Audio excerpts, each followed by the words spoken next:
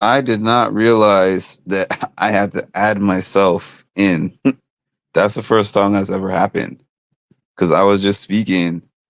Well, good thing it was only 2 minutes and almost nobody was here. So I was speaking to myself and I had to add myself into the chat. That's a first. That's kind of funny, actually. Hey, what's up, Debbie? Hi, Lisa. So, what I was saying was, we are now at the final 9 people in here, right? So, there's very little chances of Quinn actually staying at this point because, Cam and Chelsea are going to vote together. MJ is going to vote together. All three of them. Well, not Chelsea actually. Take that. Take Chelsea out because she can't vote. But Cam and Mackenzie, and then T Core and Rubina are gonna vote for Chemo to stay. So that's like a guaranteed 4. I don't think that Angela would vote for Quinn because they've been enemies. I mean, actually, it's possible that Angela votes for Quinn just because she might realize that they're outnumbered. They meaning like it's just going to be her and Leah versus the rest of the house. So she might vote for Quinn, but her vote's not going to matter.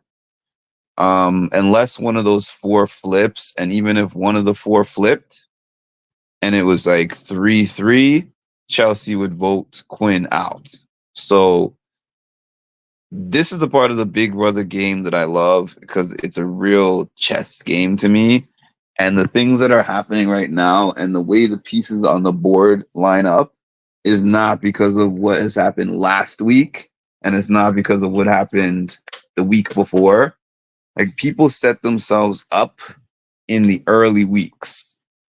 Like some people are just like, I'm just trying to survive week to week. And if I survive the week, I'm cool, I'm good.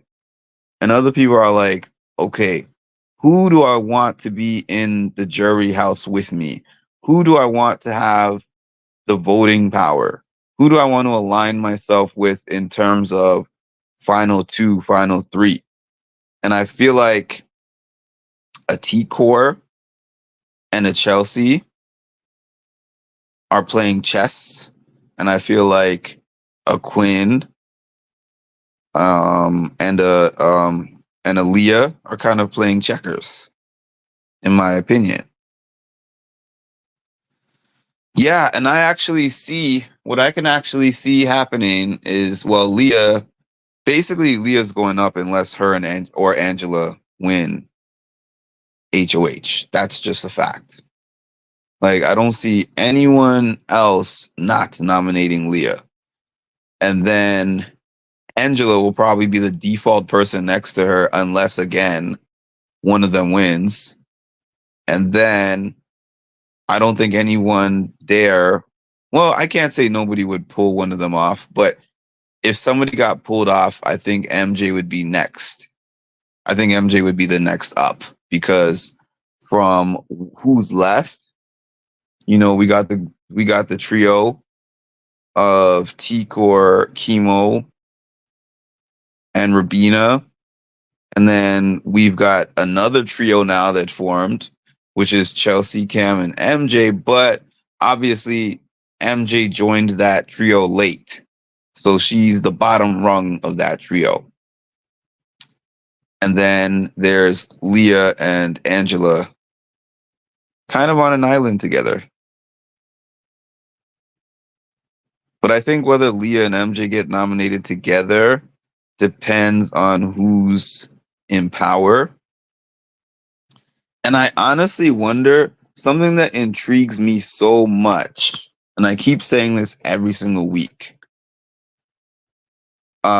T Core and Chelsea have never taken direct shots at each other. They have an amazing rapport. They like each other. It seems like they become friends. They have game talks, but they have separate game talks. So I feel like they both don't want each other to make a final 2 with them. Like T Core wouldn't want Chelsea in the final 2. Chelsea wouldn't want T-Core in the final two. Because honestly, I think they're the two strongest players left in the game in terms of like strategists. There are two top strategists left in the game. So I'm wondering who would take the shot at who first and how. That's what I'm thinking about right now. Hi Lewis and hi Ronald.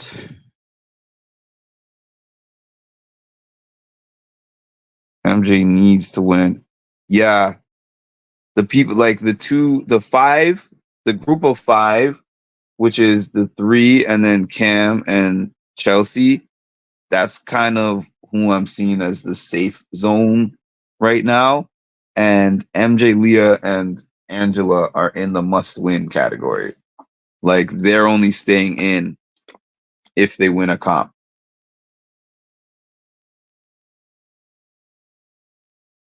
And then the other thing is, I feel like if MJ and Leah were, well, no, actually at this point, Leah is sinking her ship. So I'm not even going to go there. Late or early? So that's an interesting question. I got on here and I spoke for about 3 minutes and didn't realize that I was not even, nobody was hearing me. So I've been, people have been hearing me for about 6 minutes. So I would say early. I've been talking for 6 minutes. So you haven't missed a whole lot. I was just basically outlining the people who are going to be left after Quinn goes and saying who I feel is in danger next week, which is obviously Leah and probably MJ. Because the group would probably rather see if it happened to be a case where, like, let's say Leah gets nominated and wins the power of veto, takes herself off the block or something. I think that the group would definitely think that they want to take out MJ before they want to take out Angela. And Angela would probably be saved again. That's what I think. Because they'd be like, we could just take her out.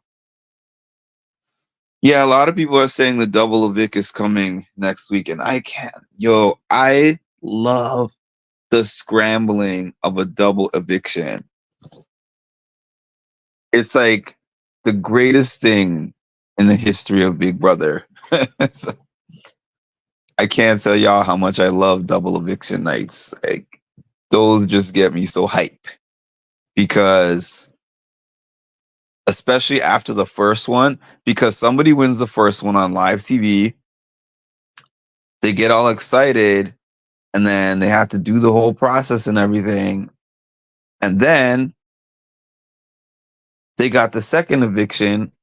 They can't feel safe because now they're not HOH anymore for the second eviction. And then depending on who wins, shoot, man, it gets real spooky real fast. Like I would never want to be in a double eviction, but watching them, I get hype.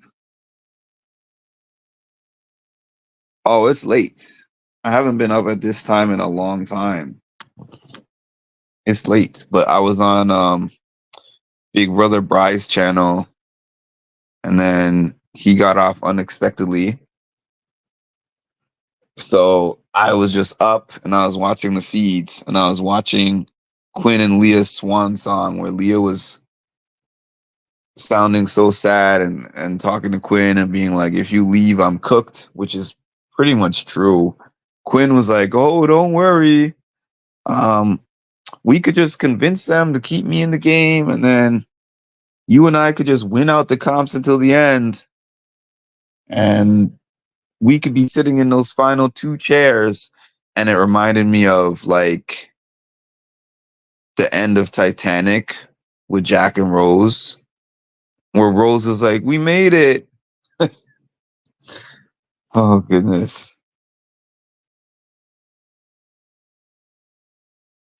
Yeah, it's 3:25 Eastern time, and I'm in Eastern time. The second HOH, imagine Cam wins the second HOH and takes a shot at like T-Core. That would be, it's like the guy who they're giving no airtime, no storyline.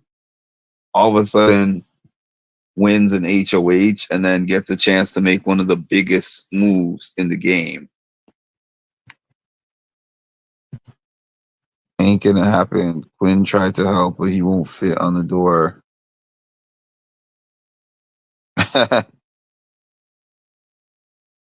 Quinn would give up 750,000 for a date with Leah. The sad part of Quinn's story for me is that unless there's something that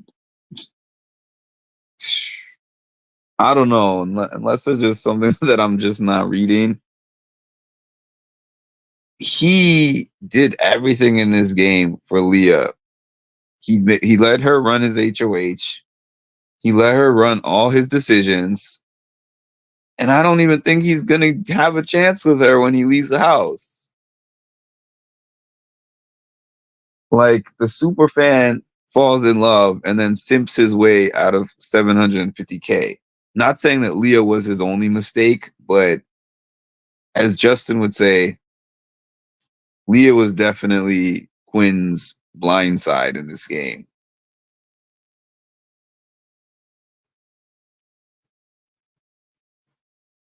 And he didn't even realize it. The ship sunk. That ship sunk. A crush got him more than the game himself. Got to him more than the game. I know, right? His crush on Leah was like the most important thing to him in the game. And he's a super fan. Like as a super fan, as one of the resident super fans, you know, never fall in love in the Big Brother house. I mean, I know easier said than done, but the second eviction, any female win, and Cam and Chemo are good OTB. Yeah, actually, that's true because, hmm, yeah, and it just depends on which side, I guess. But I don't know. To be honest with you, if I'm Chelsea and I win the second eviction, I feel like I would rather take out T-Core than Quinn because I would like my chances of winning against Chemo or Rubina way better than I would like my chances of winning against T-Core. So it's just like when I think of, I keep saying this Chelsea T-Core thing just because I think that they're the biggest influencers in the house, but my feeling is like Chelsea and T-Core are like a Xavier and Kylan type of thing. So it's like, yeah, all girl alliance, but the girls are actually stronger players. The girls that are left are stronger players than the guys. So it would be historic in terms of that's never happened before, but it wouldn't be in their best interest in terms of the strength of the players unless somebody I don't even know. Like even Angela sitting next to somebody might have a like a real shot at winning, to be honest with you. Yeah, I knew what you meant. I figured that was what you meant. But it's just like, is the all girl alliance the best thing for the girls? Like, I see it as the best thing if that's what your aim is. You know what I mean? Yeah, the females are playing the game better than the males, and they would have a harder time winning against each other than they would have in winning against the guys. Because I'm like, let me see, all the combinations that I could think of at this stage in the game, and they also have the voting power because it's going to be 6-3.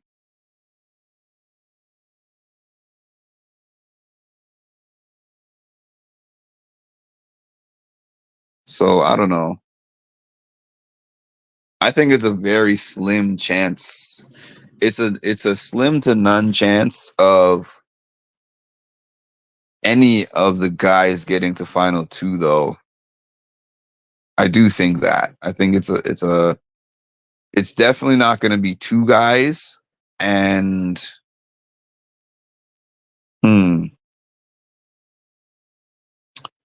the only way that I could see it happening, okay, they probably would want to get the guys out before final three, though, because the final three, the first part of it always favors the guy. The endurance, I mean, it has most of the time. I shouldn't say always, because I think women have won the endurance part before, but it usually favors the man.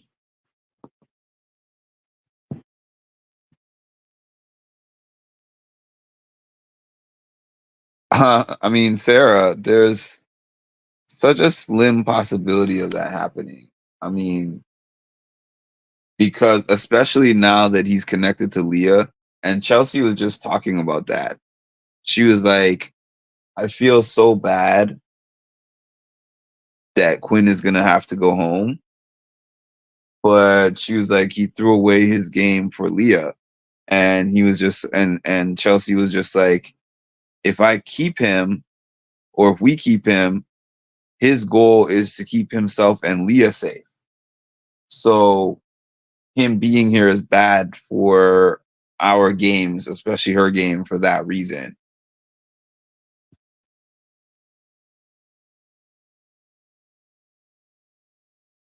Oh, okay. I hear you. I mean, I like Quinn. I don't think Quinn played a great game, but he's someone who grows on you after a while. He's like the she's like the Leah's like the Sari to Quinn's Izzy.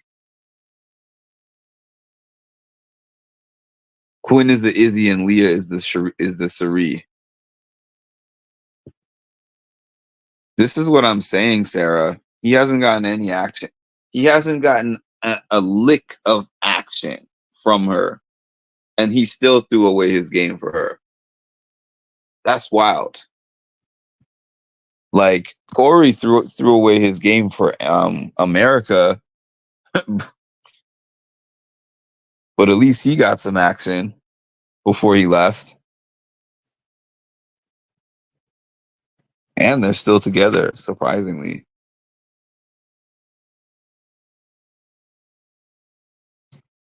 I'm surprised there's this many people up. I mean, it's not a lot, but I just randomly turned this on because I knew that I don't feel particularly tired. But I'm going to try to force myself to sleep in 10 to 15 minutes.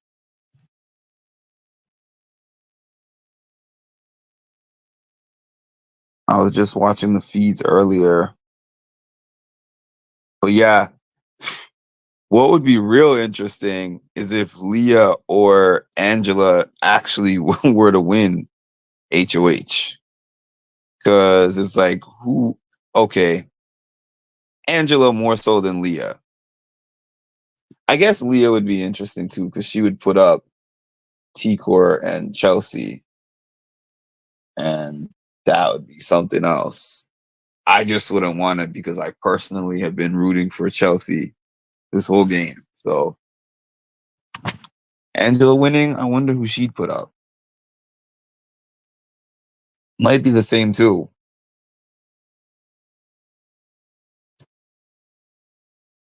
But if any of the other ones win, Leah's definitely up.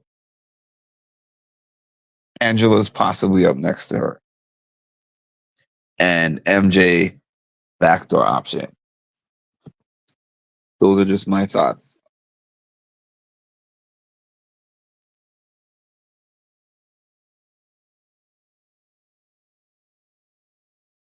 Yeah, everybody. Thanks, Lisa. Don't forget to hit the like button. If you have not done so, subscribe to the channel and hit the notification bell because we're getting down to the business end of the season. We're past the halfway point. By the way, tomorrow, the challenge is not going to be on because the VMAs is on, but Big Brother's still going to be on. So it's going to be a rare Wednesday during the challenge season that I recap a Big Brother episode. Don't miss that. Thursday, Azza is having a pop-up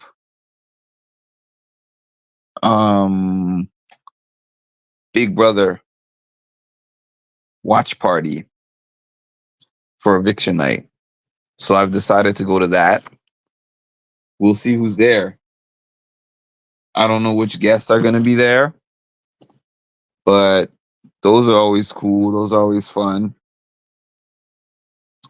I didn't even know about it until a couple of days ago, and I was like, man, I got to get back out to the city. I got to figure out what I'm going to wear. Good times going to those. When you saw me on the video telling Azza that she's the best host, it might have just sounded like I'm gassing her up because she's there.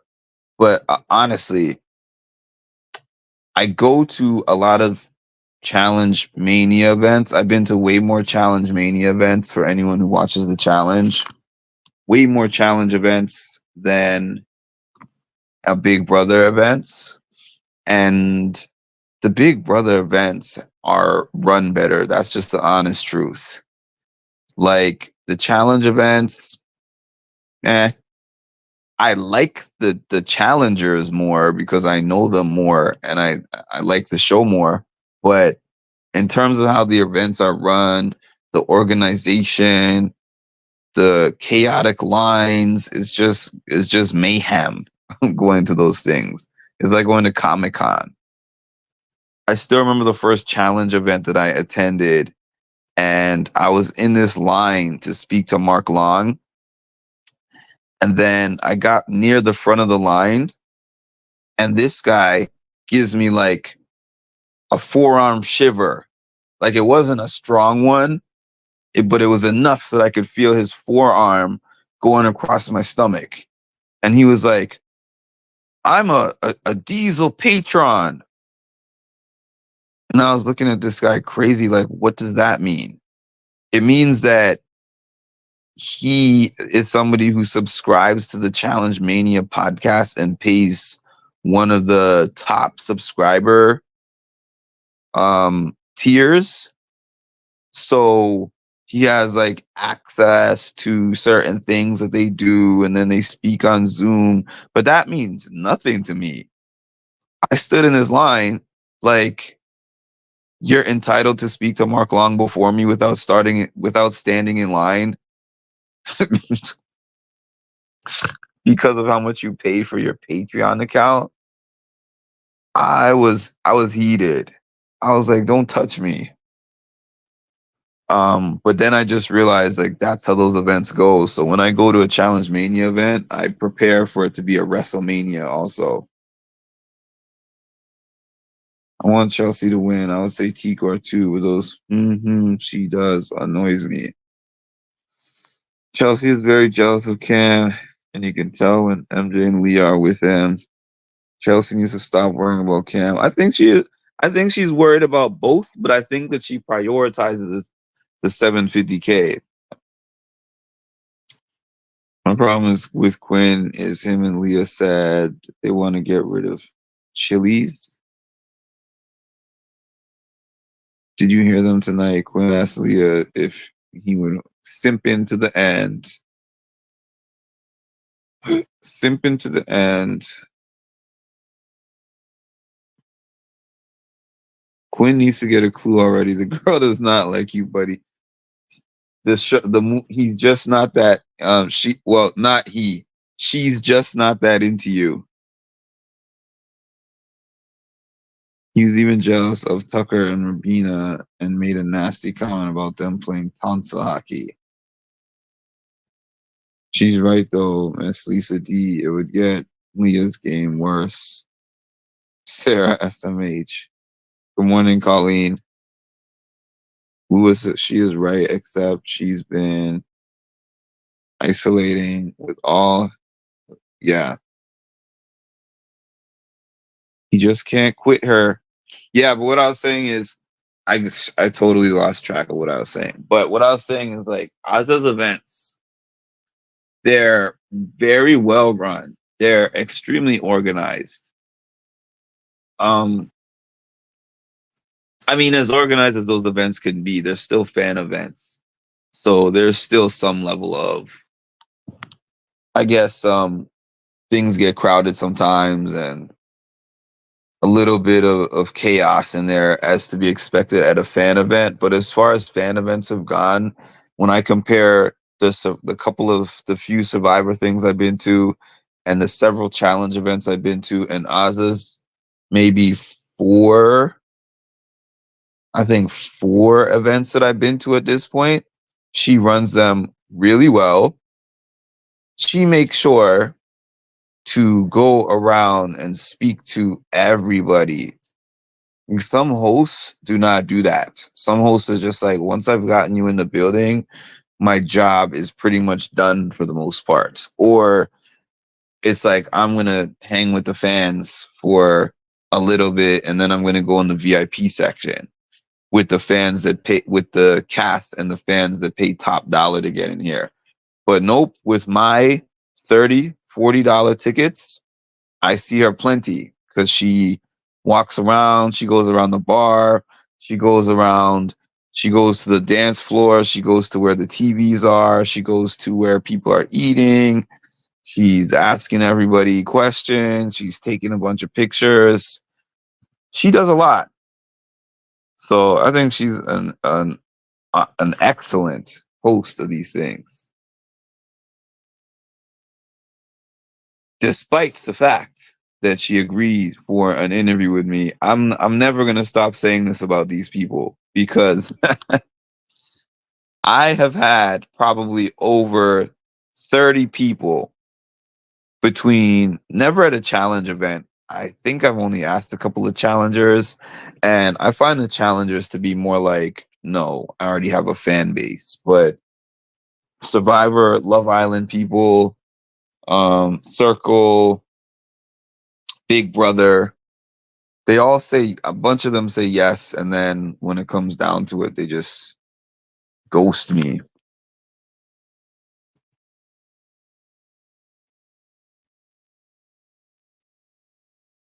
I think everyone is kind of always up. It's me that's not usually up. That's a funny thing. Where's my comment? Okay, here we go. No, there's not another house flip. You took a couple of naps during the day. I haven't even slept yet, but and there's a certain point where you just pass the point of feeling tired, and that's where I'm at right now. However, I am not staying up past 4 because I'm going to attempt to sleep at 4. Even if I don't fall asleep, I'm going to try to sleep at 4. MJ lives in Houston. I would love to go to Houston, honestly. I'll be up now. I hate myself. I would love to go to Houston. Houston is just out of places in the South, like Houston and Dallas. I definitely want to go one day, but definitely in the latter half of the year.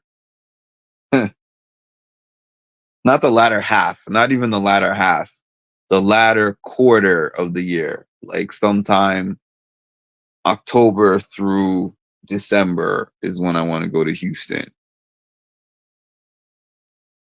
There's no way that I could go in May, June, July, August. I just can't.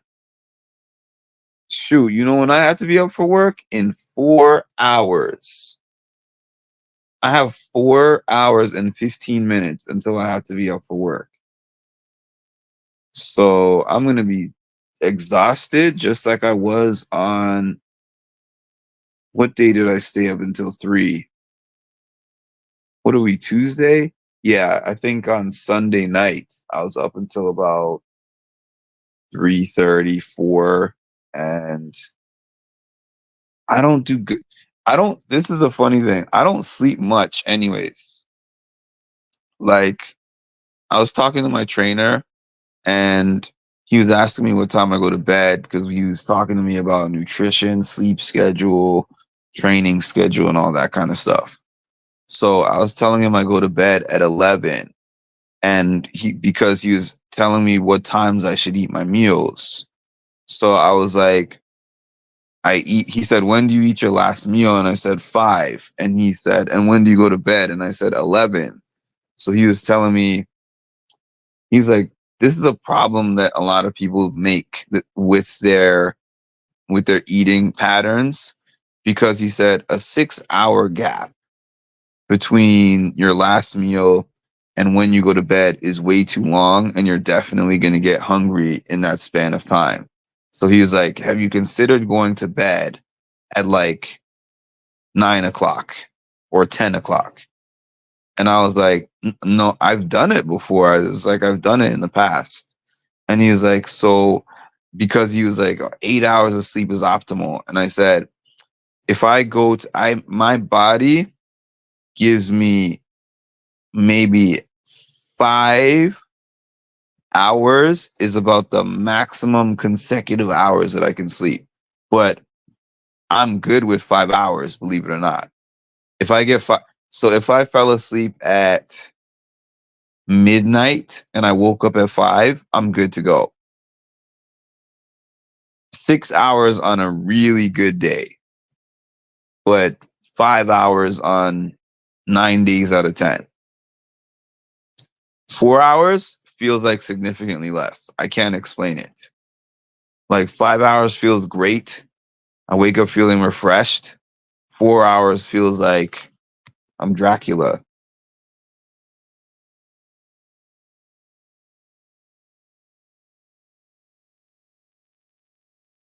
Oh, I would imagine so. Oh, you changed your name. Tasha's Talks. Shout out to Tasha's Talks. Um,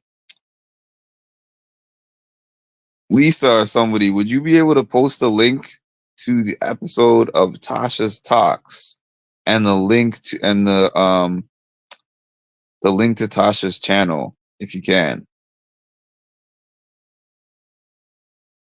or if somebody can.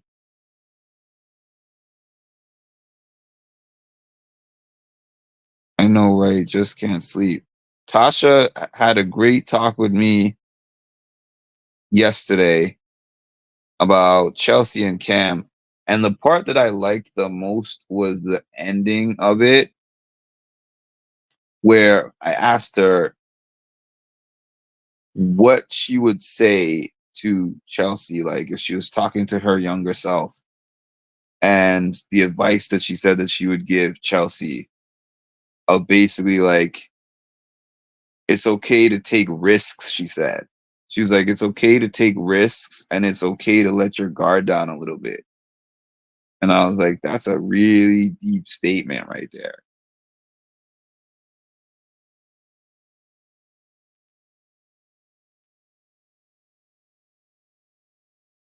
5 hours is my new average.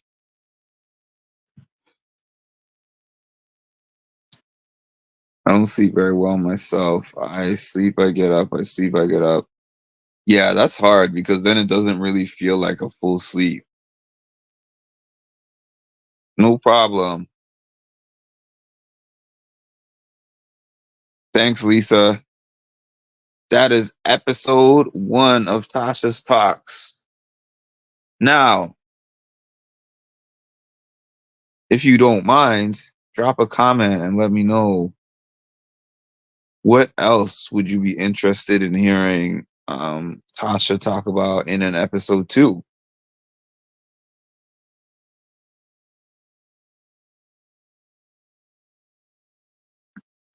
general Big Brother talk, something else.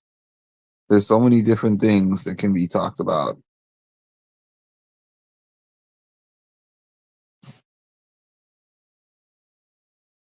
I think if I was talking to a younger Cam, I mean, Cam's not that much younger than me.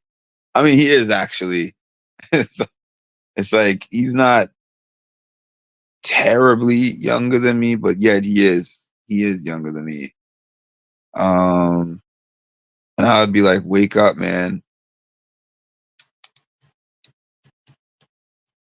Some things in life you got to work for.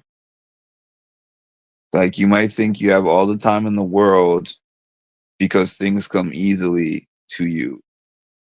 Because if you knew my life when I was really young, right? Everything came easy to me. And my sister hated that. Let me tell you how much she hated that. So my sister was huge into gymnastics. Huge. If you know anything about like the 96 Olympic team with Dominique Dawes, Shannon Miller, uh like that group that they called the Magnificent Seven, right, from the 96 Olympics. Around that time, maybe a little earlier than that time, actually. I mean, she still loves gymnastics and she still does it for fun, actually. But she wanted my mom to put her in gymnastics. So my mom put her in gymnastics. And I believe that this was probably just to get rid of us at the same time. She was like, Mark, do you want to do that too? Sure. I didn't care. I was just into whatever you put me in, I'm just going to do it.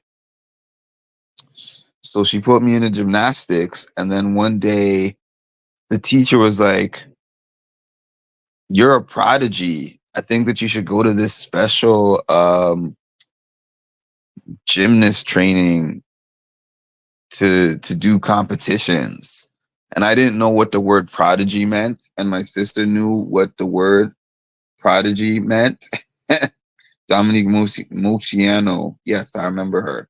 Carrie Strug. Yes, it's coming back to me. All those names are coming back to me. They were slipping my mind.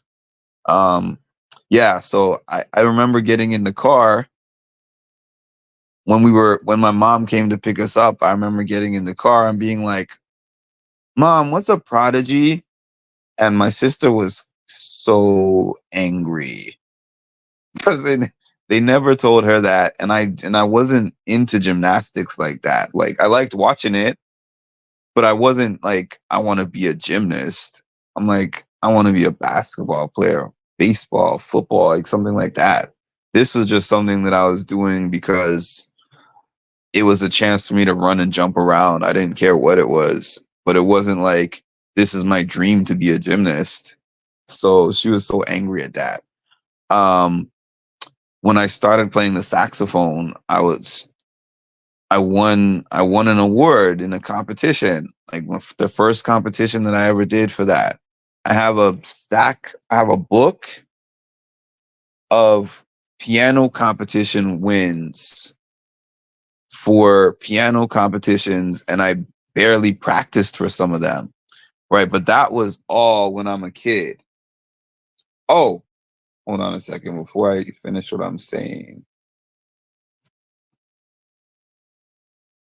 Please, everybody, subscribe to Tasha's new channel. Click on Lisa's link here to subscribe to Tasha's new channel. If you haven't seen Tasha, Tasha has been on several of my panels. Tasha has also been on Mawcast. And yeah, looking forward to seeing what more she has in store. Okay, so I missed what Tasha said actually. Did she say something? Missed it. Oh, Quinn needs to move on.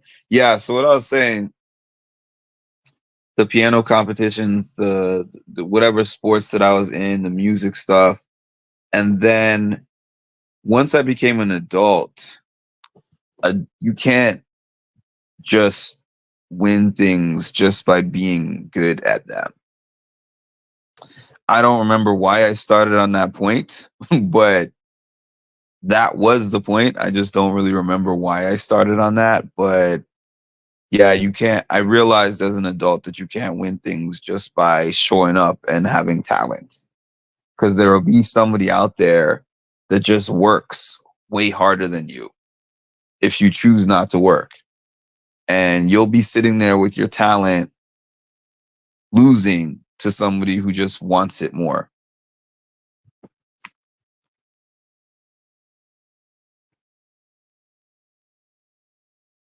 I loved watching ice skating. I just was only moderately good at it, and I definitely wouldn't have been good at figure skating. I was a decent ice skater because that's what we had in Canada. We had a couple of good Canadians. We had Elvis Stoiko and I forgot her name. There's a female Canadian skater too that was really good that won medals in the Olympics. In Canada, skating was a big deal. Ice skating was a big deal. I met Elvis Stoiko with my dad and my sister. Oh yeah, Kurt Browning. I forgot I have another. Kurt Browning's obviously not who I was thinking of, but yes, Kurt Browning. I forgot about him.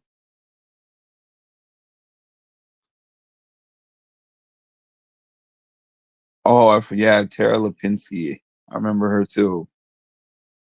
I remember her vividly. This is my whole childhood right here. These are all people in my childhood. I'm trying to scroll up to see how I got on that topic. Who knows? Who knows how I got on that topic? It's never going to come back to me.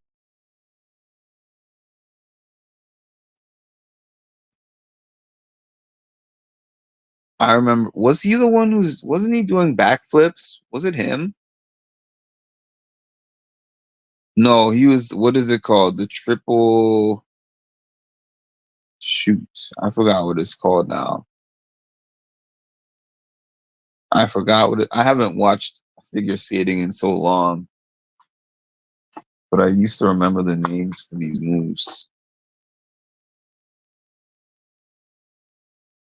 You gotta put in the hours and be super dedicated and willing to sacrifice your social life. Yeah, for sure. Elvis Stoiko and Kurt Browning were my two favorites, and Elvis with his karate free. Yeah, I have a picture with Elvis Stoiko. It's funny, me and my dad and my sister, my dad and my sister. So Elvis Stoiko was in this mall and he was doing like a meet and greet, and we came late. Like we were in the line, but we were towards the back of the line, and he was only there for a certain number of hours. My dad had just come back from a trip to Montreal, and then they closed off the line at a certain point and was like, "That's it, everybody. He's not seeing anybody more for the day."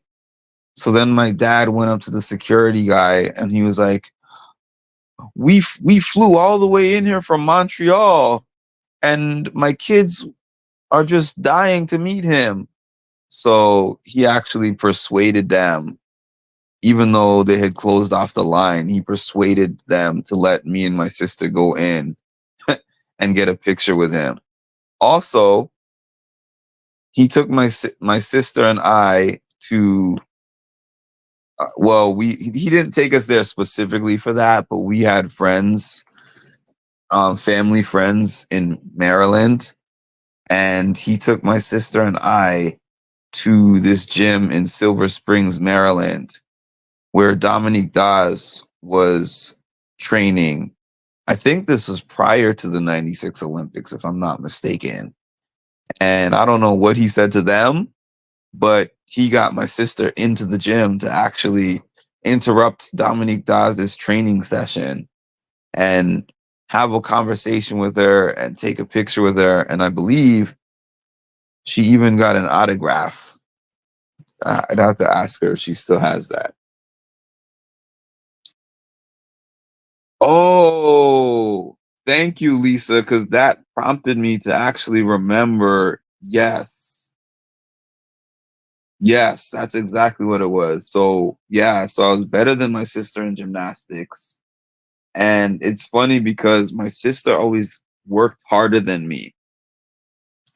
And because she worked harder, she got better grades in school, like, but she was a hard worker. Like everything she got, she worked really hard. And she would hate the fact that I was so nonchalant about everything in life. But I would just be good at it. I wouldn't study as hard. I wouldn't work as hard. And up until up until I got humbled, if anyone's on my other channel, up until I got humbled by being third chair saxophone, I felt like I could just show up and win everything.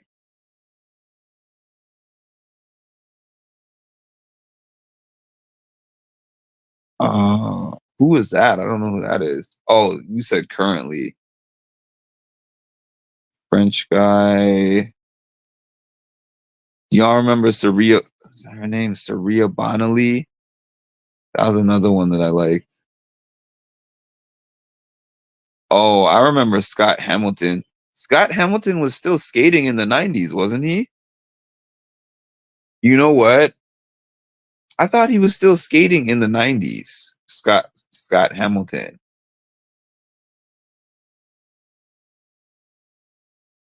They changed the scoring system. Oh, Nancy Kerrigan. Retro, as you always say. Hold on. Jump on here. Wait. Let's see. If you can, that is. That would be cool. But if you can't, follow Retro's channel. Why doesn't this let me drop a comment? Oh, post comment. Here we go.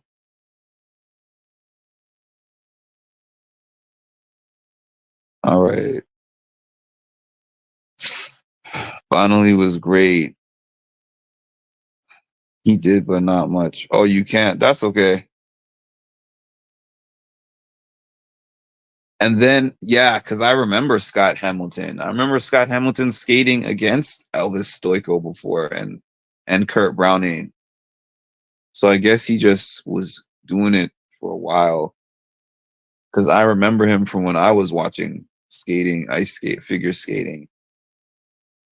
And then you know what I liked when they did those exhibition competitions, both in gymnastics and in ice skating. I don't know why I keep calling it ice skating. Figure skating. Yeah. I know they changed the system in gymnastics as well because I hadn't watched, well, I've watched gymnastics somewhat because of Simone Biles and a couple of others, but I haven't watched it like really hardcore like that. Yeah, follow Retro's channel. Retro covers Big Brother and several other shows, several other reality TV shows. And I've known Retro since the time that I started my first Big Brother channel in 2022. Retro was actually one of my first channel members when I first got my page monetized. When does the trader start?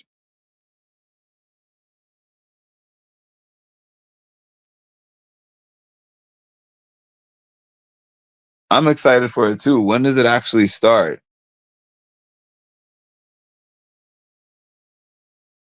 I'll look her up. Yes, me and Mark go back a long time. Yeah, we both got monetized. We both got monetized around the same time. That was a great time. Big Brother season 24. Like I remember our channels were coming up at the same time, and we would just coordinate after an episode where we'd be on the channel, we would decide who's going on first. So like the episode would air, and then Retro would send everyone to my channel, and she'd be on the panel, and then I'd shut off my live. She jumps on her channel, and I jump on her channel, and there were just thousands of people. Like there was just a lot of viewers that year. It hasn't been like that since, but that particular year, the numbers were numbering. There were so many numbers. One day one as well. Shout out to Lewis and Lisa.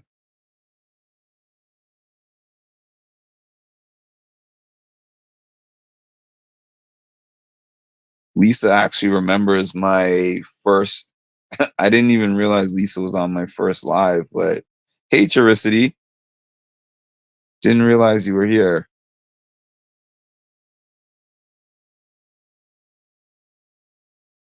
Uh, yeah, not everybody has that etiquette. I was talking about this offline. There's really like a YouTube etiquette that not many people follow. And a lot of Big Brother, or it doesn't just have to be Big Brother, but a lot of people who cover these reality TV shows feel like they have to compete with each other. And it's such a small niche community.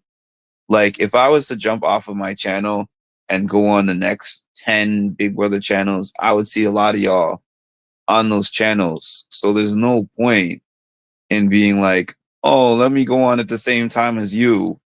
And then some people are choosing me and some people are choosing you instead of being like, hey, let's coordinate. So I always say that Retro is like the best with that. Um, it says Traders 3 has finished filming. Oh, nice.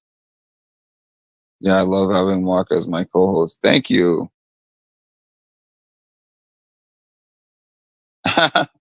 Y'all are late night tonight. Because I just jumped on here really randomly. Christy Yamaguchi's younger sister was a baton twirler, and Christy started out in Paris. Oh, I remember Rudy Galindo. And hi, Juanita. I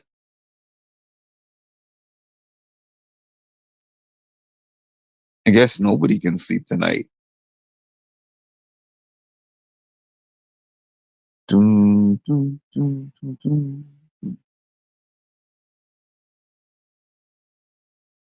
And actually, when I first started that channel, I had never, that was my first time really watching the feeds. And also, I had never, at that time, I had never gone to any of these Big Brother parties. Well, because I wasn't really watching Big Brother. So I really gave Big Brother a chance during the pandemic. At the beginning of the pandemic, remember when there was this big pause on all these shows coming on because nobody was filming? So during that time period, I was like, oh, let me try this Big Brother thing finally in 2020. I just started watching Big Brother 2020. And then from there, I was like, this is actually, I actually like this. And then I started binging it. And then I think the first Big Brother party, no, it wasn't a Big Brother party. It was just Big D's birthday party that Big Brother people attended in 2022 in November. But the first actual Big Brother party that I attended was last year's season 25 premiere party, which was pretty cool. But I'll be honest. I've said this before. Let us sleep. You can sleep anytime you want. That's funny. I'm always a late nighter. I'm actually listening to some videos. Hispanic guy in London. I do not. I work in under 4 hours now. BB Can 8. I have not seen that season. I've only seen 5, 5, 11, and 12.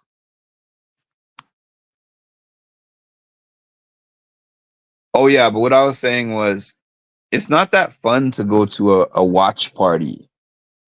It like it's okay. So let me rephrase that. I'm not saying it's not fun to be at a watch party, but the parties that they have where there's not an episode on are more fun than the ones that they do have an episode on. Because when there's no episode, you don't have to hear what's going on. So the talking and all that stuff doesn't matter because you're just going in there just to do that, talk and meet them and all that stuff. But when you're actually trying to watch and listen to an episode and everyone is just having a bunch of chatter and conversations, it's annoying. And then you basically have to go back home and watch it again. Cause like the premiere, when I went to the Wednesday and Thursday premiere of this year's Big Brother, I heard next to nothing. I was able to see it, but I was barely able to hear it. And so it was just like, that's why y'all saw me go outside at a certain point. I'm like, you know what? Insiding is not really doing anything for me. So I'm going to go outside. So I went outside and it was the best time because like everybody came out the door and I got so many casts on my live. That was pretty cool. That was my favorite of any of my times that I've been to any of these things. That was my favorite one in terms of coverage. Brooklyn is going to be at this party. Brooklyn. I got to figure out some things to ask Brooklyn about.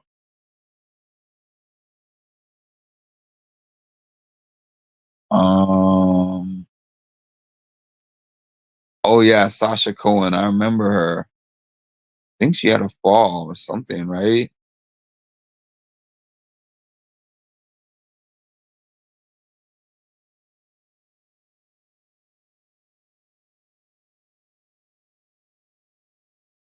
I'm trying not to spam mother every time I talk about Angela. Married mother.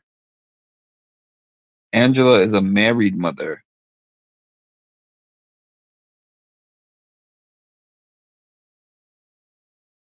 Brooklyn's cool outside the house. I need to ask her some Tucker questions. I feel like Tucker is gonna be there because she hasn't announced any guests. But Tucker lives in New York City. Like I strongly just get the feeling that Tucker is going to be there. I really do. He might not, but I really think he's gonna be there. Yeah, I do remember that now that you say that. Yep, I spoke to who did I get on my camera? Matt, Jag, Hannah, Aza, um, Turner. I really wish that y'all had seen Taylor on my camera because she said bye Mark and gave me a hug but she wasn't seen on the camera, so people are like, you're just making that up. I'm like, no, she really just walked right by me.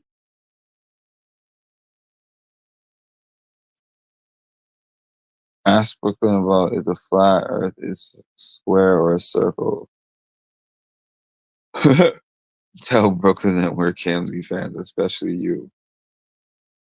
I'm Tasha is the true Kamzy fan. I love Cam. I love Chelsea.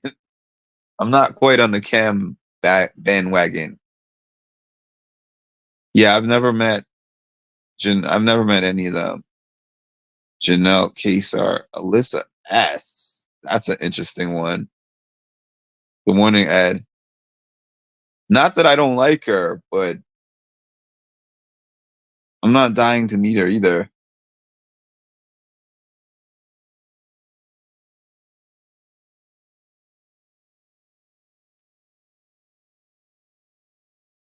Is there a post that said he's gonna be here? I just assume he's gonna be here because he's off the show. He's not in jury. He lives here. He lives in New York City. So I just assume that he's gonna show up. And if he shows up, boy, am I gonna get some Tucker content. I'm gonna make sure that I get that guy on my camera if Tucker is there, even if I wasn't cheering for him.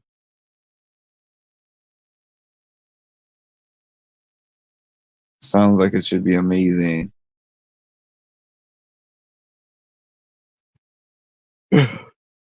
Yes, in my opinion, Quinn is Dunzo. Especially what is her name again from Survivor? Sanaya, is that her name? Sanaya? Am I getting her name wrong? Shania? I can't think of her name.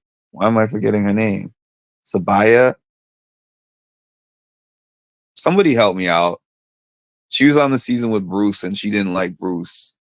And she went crazy twice when I mentioned that I liked Bruce.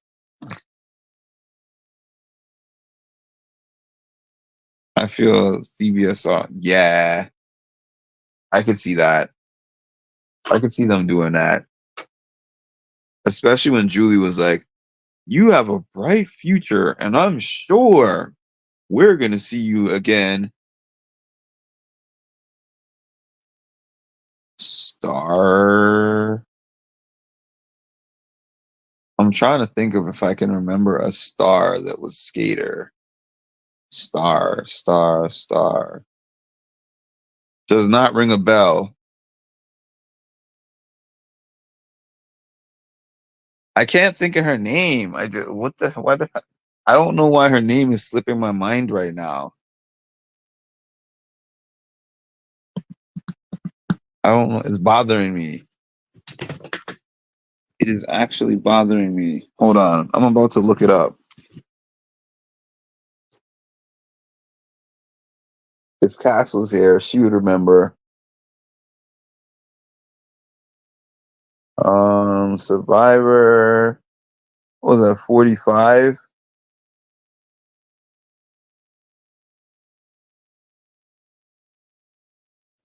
Was it Survivor 45 or 46?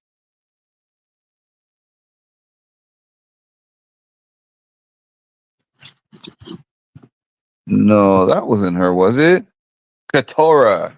There was a Sabaya on that season. There was a Sabaya. That's why the name Sabaya was familiar. There was actually a Sabaya, but that was Katora. I don't know, Mary. I do not get involved in that. That is not my channel, and that is not my thing.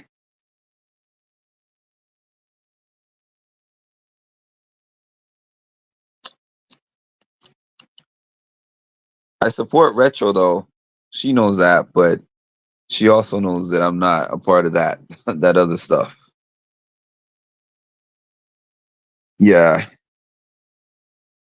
The funny thing with Katora is I met her 2 times.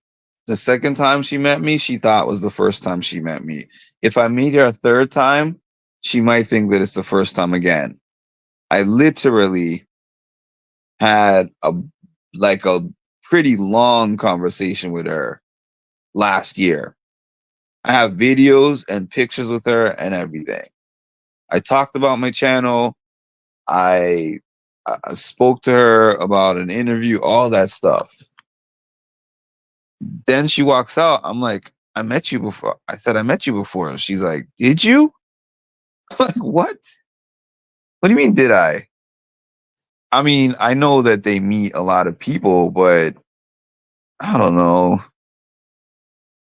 To be honest with you, most of them remember me after I meet them, unless it's somebody that I just said, hey, can I take a picture? Like, there were people like that I didn't really engage with like that. We just exchanged a few words and I took a picture. Like, Corey in America probably wouldn't remember me, but the majority of them that I stop for conversations, if I see them again, at least when I tell them, hey, remember I was at such and such event.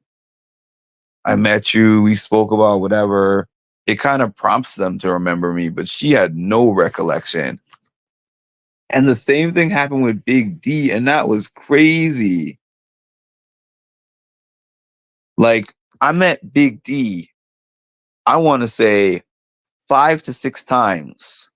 And maybe like the fifth or sixth time, he remembered me. The first, the second, the third, the fourth time, he was like, hey, you. I was like, what? So when I saw him this very last time, I was like, hey, my name is Mark. He's like, I remember you, Mark.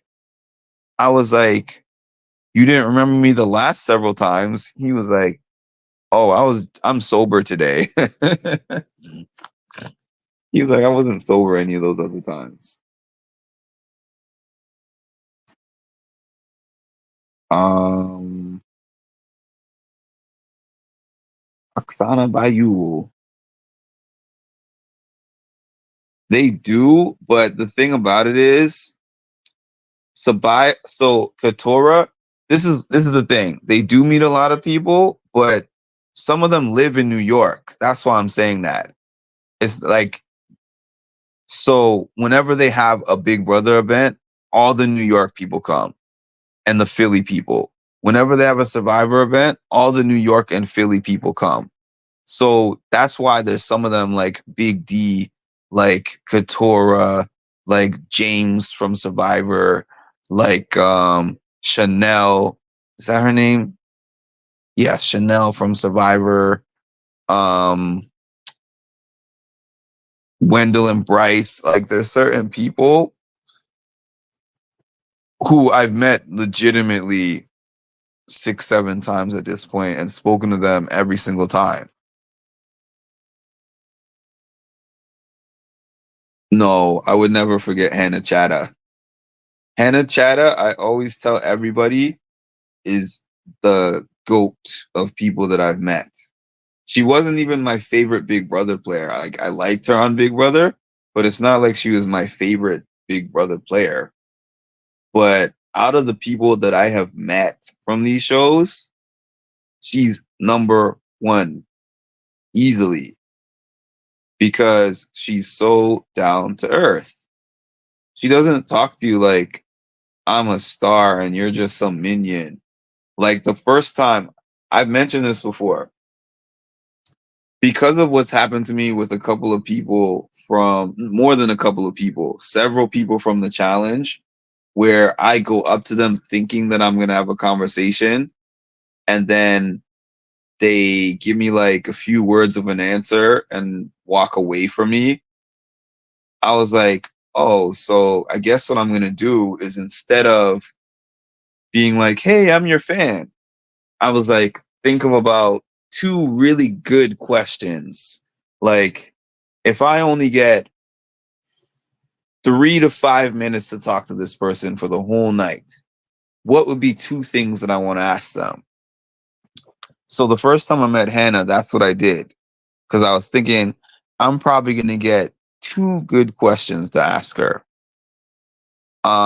This is kind of a throwback story. So I didn't have when I met Hannah. Let me see season. It was right after season 24. Season 24 ended. So yes, I did have a channel, but it was a new channel still at that time. And I remember watching Hannah's interviews because she had just started doing exit interviews. I forgot who she was doing them with. I want to say she was doing them with Sharon Tharp and somebody else, a guy. But there was like a 3-person panel, and she was one of the panelists. So I actually asked her 2 questions about podcasting. I asked her a question about like the exit interview questions and how her questions were actually, she seemed to be able to get her points across, even though CBS, screens the questions and everything. And then I asked her for some tips or advice about building my channel. And then she's standing there, she's talking to me, and then she's still talking to me. And then she's answered my 2 questions and she's still standing there. And I was out of questions. So I was just thinking to myself, okay, what do I say now? Because I already asked my 2 questions and she's still here. And then I couldn't think of anything else show related because I didn't really think that like she was a top show person.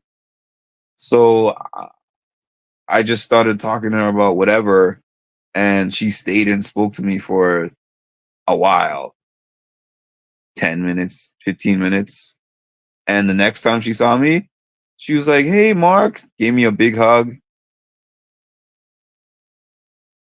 Whereas the rest of her cast, it took them a minute before they even remembered who I was, including Aza.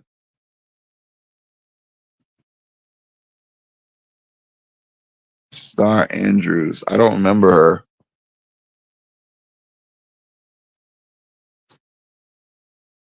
Yeah, Jag would show up for real. Jag would definitely show up.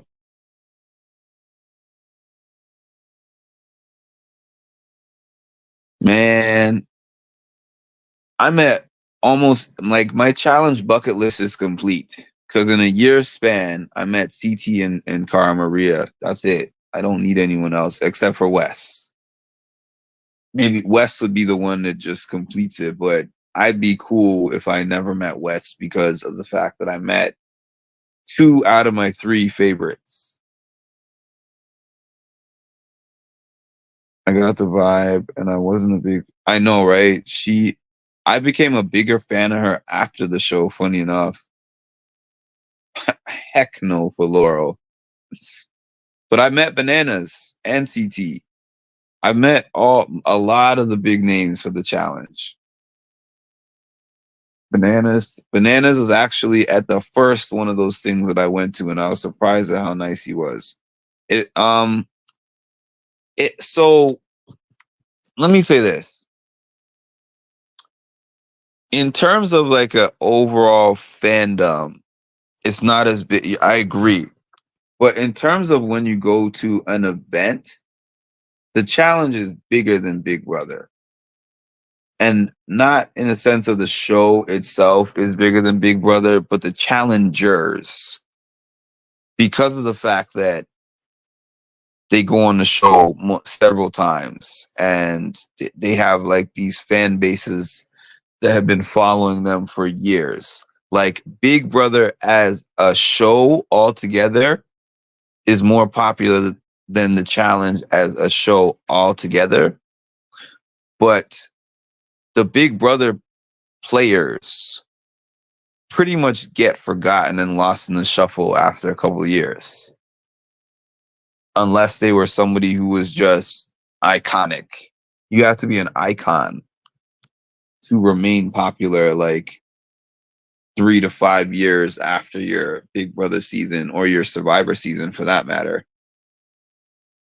And a lot of them don't, to tell you the truth. A lot of them do not. A lot of them do not.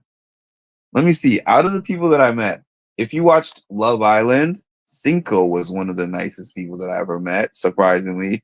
Johnny Bananas, Amira, who everyone always disputes with me with, but Amira um, from 24. Let's see. Mark Long from the challenge. Let me see Big Brother people. Yeah, Aza. Big D is the life of the party when he goes to any of these things. Yeah, it was definitely between Xavier and Tiffany. Yeah, the challengers are more popular. The show itself is not. But that CT event that I went to, oh god, that was crazy. Um, love your insights. Do these late night. I'm gonna be so tired tomorrow, but thank you. But I'm gonna be so tired. In person, she has always been nice to me in person, and I'm gonna leave that at that. She has never not been nice to me when we are face to face. Um, definitely. Like some of y'all don't know my indie story. For those of you who have never heard my indie story, well, I got a couple of indie stories. The first was when she was supposed to be my first Big Brother interview, but she canceled. Well, I guess her manager canceled, no showed me for the interview. But shout out to Alyssa Lopez for being my first Big Brother interview. But Indy, towards the end of the night of my first Big Brother party that I had ever been to, I saw her standing by the bar. She was getting a drink, a couple of drinks maybe. And I wasn't even going to talk to her again. I spoke to her already for the night. And honestly, I was done. The night was almost over. But I was just like, let me go over to her and talk to her again. So I went over to her and I talked to her. I don't even remember what I said to her, but the conversation had to be 2 minutes while she was getting her drink from the bartender. And then she was like, "Nice meeting you." She gave me a hug. She said, "Nice meeting you." Walks away, and then I'm getting my tab, and I'm seeing extra stuff on my tab, and I was like, "Yo, I didn't order this." And the bartender was like, that lady just said to put that on your tab that you said that you were gonna pay for that. I was like, what? I'm not paying for that. I never told her that.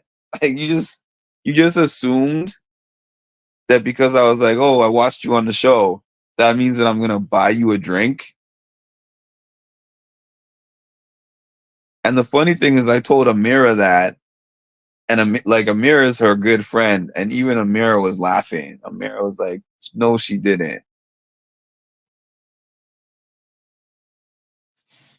Um, yeah, people definitely were loving on Cinco. He's charismatic too. ID. I would love to meet Alyssa Lopez. Shout out to Alyssa Lopez, by the way. She's the nicest. She's so nice. Like, I mean, I haven't met her, but we did this interview together, and it was my first Big Brother interview, and I was extremely nervous, extremely. So when we started the interview, before I turned on the camera, I was like, Alyssa, I am experiencing terrible anxiety right now. She was like, really? I was like, yeah, terrible anxiety. Like, it's really bad. She's like, oh, don't worry. It's going to be fine. Like, don't worry about it. She kind of gave me like a little pep talk. We jumped in there. We did the interview. And then at the end, when I turned the camera off, She was like, "You did great." She said, "I would never have even known that you were experiencing anything, and I would never have known that this is your like one of your first interviews." That was one of my first interviews. It wasn't my very first, but it was my first Big Brother interview, so it was a big deal to me. She didn't get me because I didn't pay, but she got the bartender because the bartender had to eat that. I did not pay. I was like, take that off my tab. You cannot just tell me that somebody told me told you that I was paying and I didn't agree to it and I'm gonna pay that tab. Please. I look nice and I am nice, but I'm a much lower tolerance person offline than I am online. Trust me. Like some of the things people say to me online, and they're like, "You're better than me, Mark," because this is how I would have responded. I'm like, I would have responded the way you're saying and more if I wasn't trying to run a YouTube channel. They are extremely likable. Even the people who are outside of the cookout, like I've met plenty of them outside of the cookout from season 23. Christian is really nice. Um, what's his name? Was it Brett? Brett was really nice. I met Brittany D'Angelo. She was really fun. I've met most of the BB23 cast. She's so nice. She is so nice. There was no like if she had tried to tell me I had to pay for that, I would leave. I wouldn't even pay for my order. I would have just left. You got to eat that. Alyssa S. I haven't met them, but I'm sure they are. That's two of the few from that cast that I haven't met. But the funny thing is, don't they live in New York? I know Claire lived in New York. Didn't DX move in with her? Or did they move somewhere else? Because I know Claire was from New York and lived in New York. But I had never been to any of her events. I mean, I've never seen her at any event. That's what I meant to say.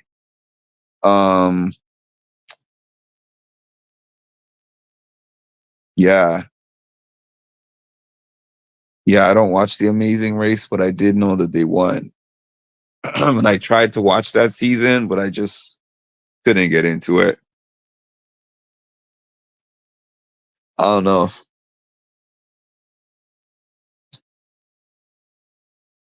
I don't know if I think he was, but I think they moved in together a while back. I think DX moved in with Claire a long time ago. But yeah, that was my first. That was my first Big Brother party experience. Meeting most of the Big Brother 24 cast. I had already met Taylor and Joseph by that point, but they were there. Turner was there. Turner, Turner,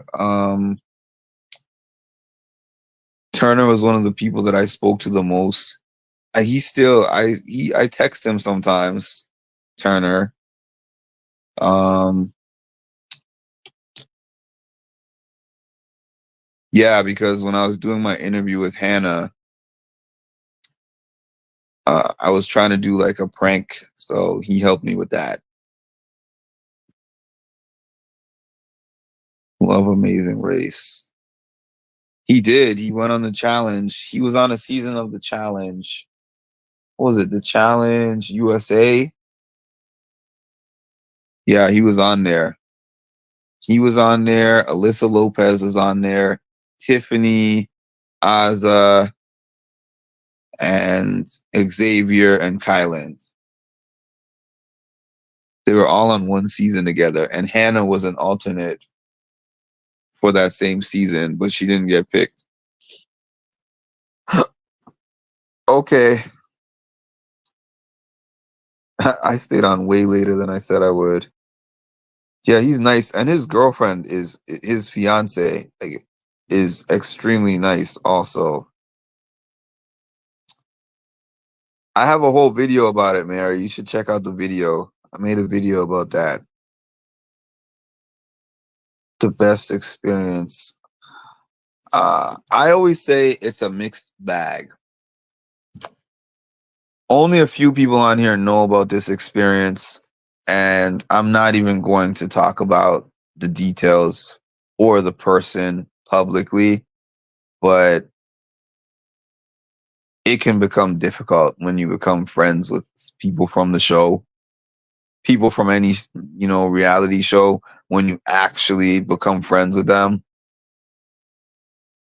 it can be tough because now they have certain expectations of you. They can have certain expectations of you as a content creator.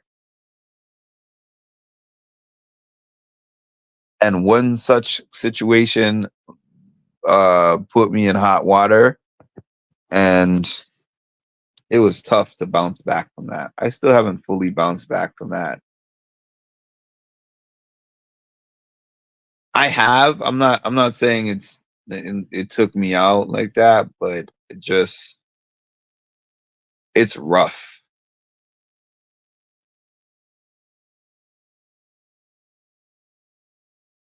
Both together now. That's true.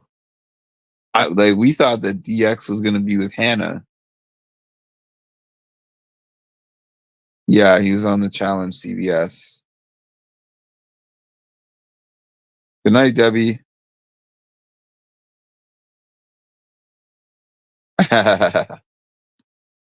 Yeah, they're two beautiful people.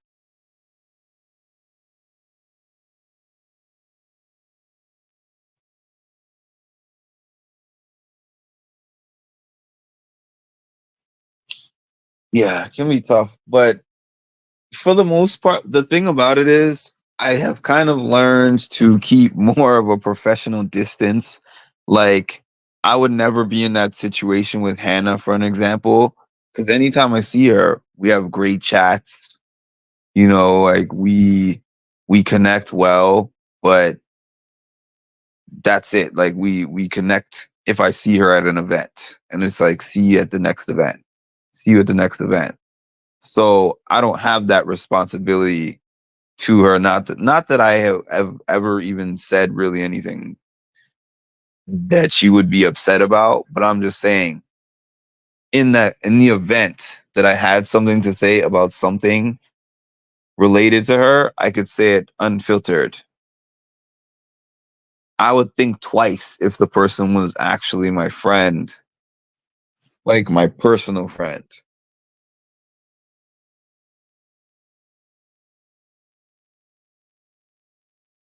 So it can make things complicated. But it can also be cool. Like, while I'm watching the challenge season 40, I'm like, I've met half of those people. I've had conversations with probably half the people on there. Derek, Mark Long, when he was on there, I know he went off early. I met Kylan a couple times. Tina, Rachel, many of them. So I kind of root for those people a little bit harder, the ones that were nice to me.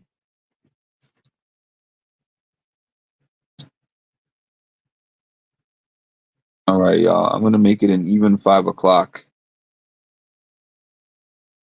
That's exactly the right way to put it. Journalistic integrity. Because it's like, if you're reporting on the news and you're watching the news, you can just report objectively if you don't know the subjects. But you become friends with somebody and then you're talking about something related to them. And then here's the other thing.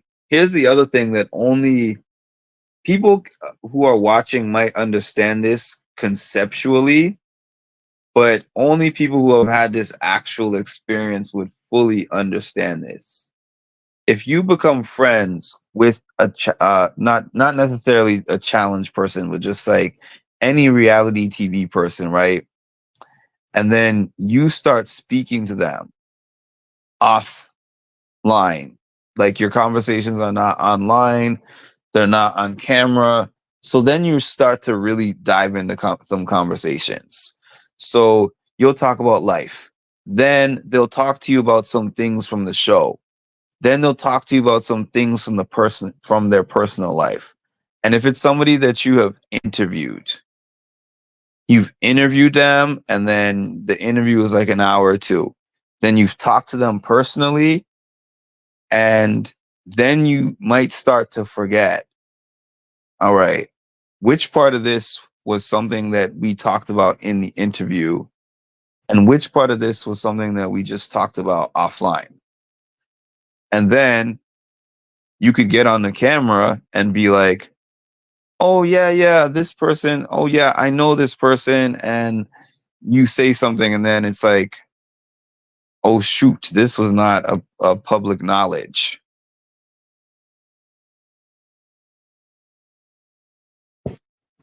And then next thing you know, that person is upset with you.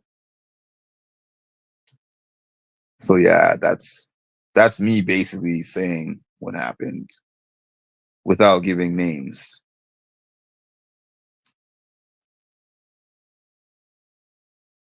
Tucker. I think they would get Tucker and Rabina. Um, I wish I was big. I don't even get paid enough money for me to be involved in any drama like that. Like if I was actually a big name, it's it's it's nothing worse than being like well known, because I'm well known when I go to these things now, but that does not do anything for me. Like I walk in there and several of these show casts are like, "Hey, Mark," and it's cool that they say that, but what does that do for me? It's just cool.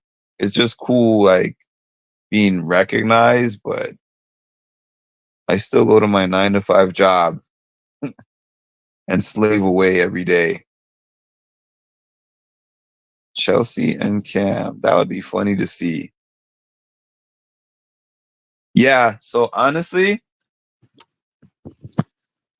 after my incident that I'm telling y'all about that was hard for me, um, I basically just stopped talking about people that I know. The only time I will mention them is to be like, this person is cool. Like when I talk about Amira, I don't talk about anything really that I've spoken about with her. I just, for the most part, I mean, there's one or two things that I speak about, and I've mentioned those things to her. But or like an Ayana from the challenge, or John Brennan, like people that I actually have their contact information and stuff. I basically just don't mention them because I don't want to. It's easier for me to talk about the people that I don't have any connection with. And then you know what the other thing is? Sometimes fans will argue with me about things and like production related things, and I've actually been told by people who are on the shows about what happens with production. And I just I can't reveal that. So I'm just like, all right, whatever you want to think. Even though I know people that have been on these shows that are telling me these things. Have I? Yes, I applied to be on the Real World. I applied to be on the Challenge. I applied to be on the Circle. I applied to be on season 6 of the Circle. Um, but I didn't get any kind of contact or call back or anything. That's it. I think it was just those three. The Challenge and what was the other one I said? The Challenge and the Real World. Those applications were years ago, and the Circle was recent.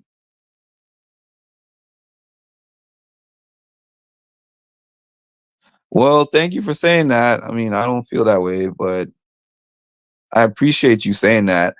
I feel so I feel big within this community. You know what I mean? Like within this online YouTube community that follows these channels.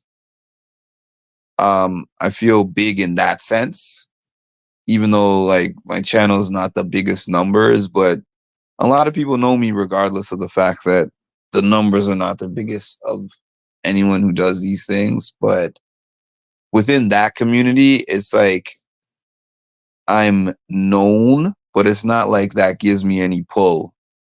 Sometimes people are like, "Oh, you're so lucky to go to these things." And I'm like, maybe I'm lucky that they have them in New York, but I pay my ticket just like anyone else.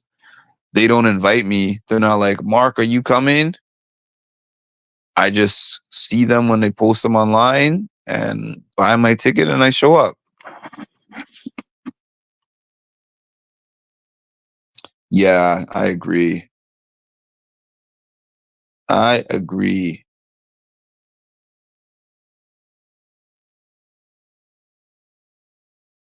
Yeah, I accidentally found myself in some drama.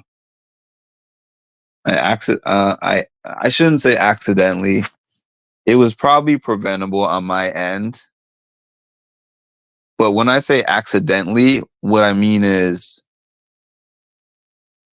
somebody said something about somebody else that I was cool with. And because they said it and I put it up, that got me in hot water with the other person. And that was that. We don't talk to this day. I didn't think I was going to get on the circle. I don't think that people always are like, oh, why don't you apply for these shows? I don't think that I have what it takes to be on the show. I don't think that I would be interesting on the show. Like I am, even in the internet world, my channel is not as big as it could be because I don't get into drama. Like I know some channels that are really big channels because of drama, and y'all see that I'm not about that. So, but then again, Cam got on Big Brother, so maybe I wouldn't have to be dramatic. But Cam has a big following and I don't. So when they are asking you to apply for those shows, they ask for links to all your handles, your Twitter handle, your Instagram handle, your TikTok handle. So they look at all that stuff.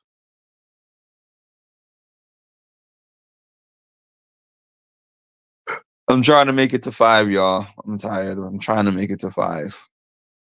Why I'm trying to make it to 5, I don't know. I'm torturing myself. Gonna get 2 hours of sleep,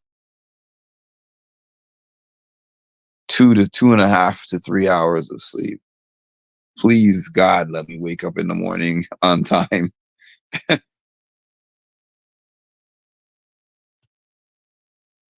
My thirsty TikToks.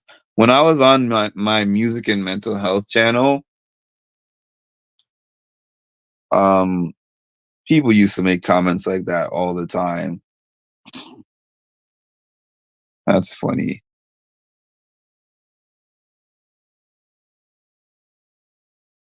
You have charisma and personality. Thank you. Just follow BB Victoria. But you know what? About you saying I have charisma and personality, the reason I felt so good at the last Big Brother thing that I went to when I went on that live is because you can hold up a camera and be like, "Hey Aza, can you jump in my camera?" And she could have been like, "Nah." And I could have been like, "Hey Hannah, can you jump on the camera?" And she could have been like, "Nah." Like I always have great interactions with all these people. And I remember when I first started going to those events, I was just the first challenge event I went to was the first any of these things was the first out of any of these, and I was just sitting in my chair, scared to speak to any of these people. And then I remember somebody that I knew from a Facebook group that I was in. He was like, "Aren't you gonna get up and meet anybody?" And I was like, "Yeah, yeah, I'll do it later." He's like, "Nah, what do you mean later?" He's like, "Get up." And then I got up and he was like, "Let me go introduce you to Johnny Bananas." And I'm like, "Oh my goodness. I'm going from sitting here cowering in fear to being introduced to Johnny Bananas." And I walked over to Johnny Bananas. I was like, "What am I going to say to Johnny Bananas? I have been rooting against this guy for 2 decades." So I walk over to him and he was like, "Hey, what's up, dude? What's your name? Nice to meet you." And I was like, "My name is Mark." And I was like, "Johnny, I have something to tell you."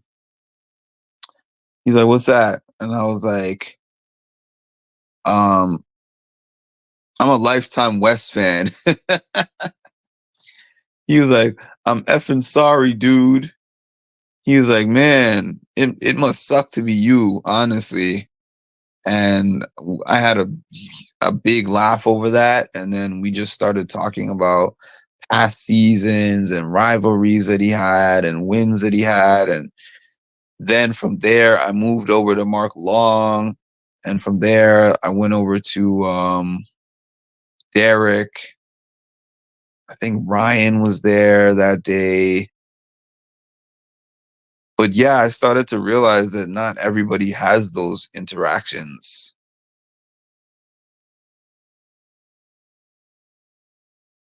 Yeah, I'm learning. I am learning. I'm learning about those lines because for some of these people, the only reason that I am still able to have this line of communication with them that I do today is because of the fact that I don't talk about them on my channel. Because I don't even want to have to think about where the lines begin. I'm like, let me just enjoy the fact that I can reach out to this person and, like shout out to Kirsten. She's one of them. I feel like one of these days I'm going to have her on my channel, but I haven't had her on there yet, but I can reach out to her whenever.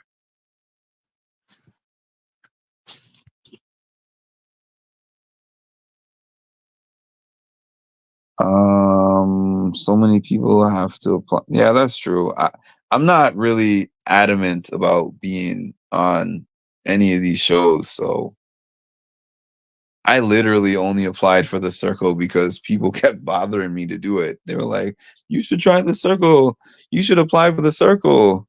So I was like, "All right, let me just throw my name in the hat." Mark, go to bed. I hate you.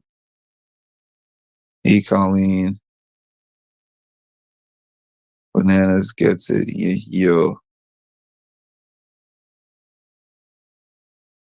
He's got a great sense of humor, quite honestly. Like in person, like maybe on the show, I might not like him on the show, but in person, he's hilarious, man. Oh, you're out? Good night, Lewis. Mm.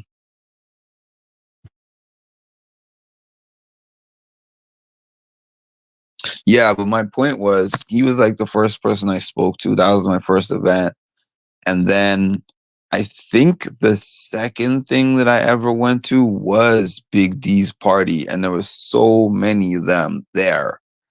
And when I saw those cookout people, I was starstruck.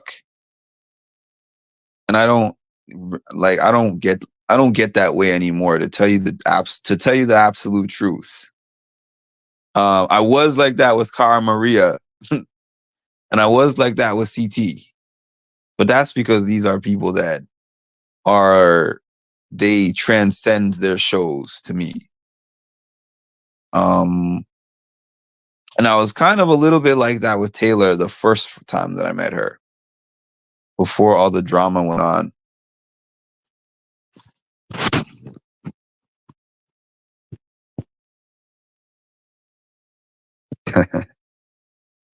All right, y'all. It's 5 o'clock. I stayed on here for wow, almost 2 hours.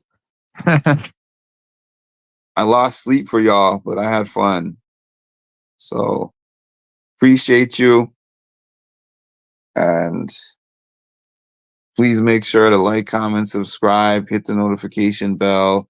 Enjoyed having our it started as a Big Brother conversation and went all around the world, old sports and athletes from other sports, from different sports, and childhood stuff. And these are the conversations I like the best, to be honest with you. I like Big Brother, but I like the conversations that can flow into different pockets of things, because that's really what my channel began as. My music and mental health channel. That's what it was. And Big Brother was just an additional topic. Oh, you're here? You said you were going to bed. You lied. Nah, maybe you went to bed and woke back up. Yeah, you missed it. I said I was going. That's how this whole topic even came up. That I was telling everyone I decided to go. So we'll see. I don't have an outfit.